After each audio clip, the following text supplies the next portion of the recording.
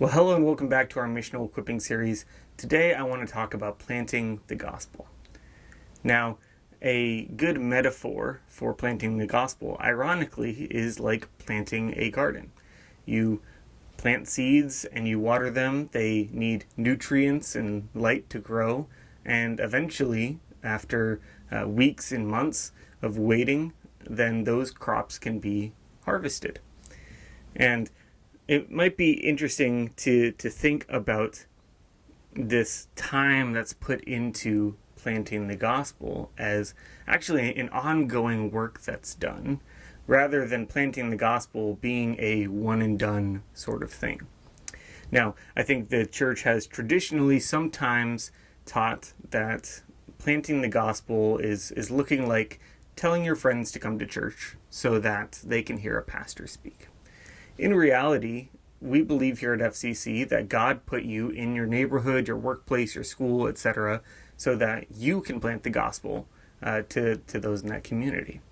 Now, again, that seems really intimidating because our perception of planting the gospel has typically been associated with, here, come listen to this sermon at church. Now, you don't have to do that in order to plant the gospel.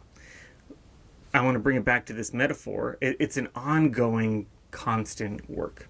And even if you are putting in a lot of time and effort trying to minister to someone, to be intentional in their life, those are the things that really help this metaphorical plant to grow. And even if you're the one to plant the seed and someone else is the one to harvest it, both of those roles are equally important.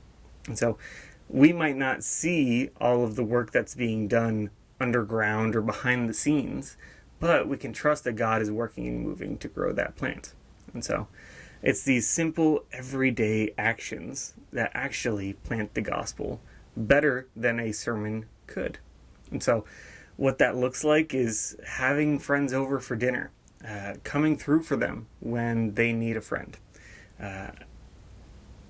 reaching out and looking to be intentional and a part of their lives, asking, how can I pray for you in an ongoing sense? And also, how can I pray for you right now? All of these things we teach in Discipleship Pathway are simple, practical things, starting with even as simple as learning their name and giving them a smile and a wave, getting to know a little bit of their story and sharing your story.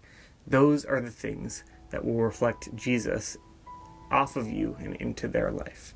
So I hope that's encouraging to you. You don't need to be a pastor or an elder. You don't need to go to seminary.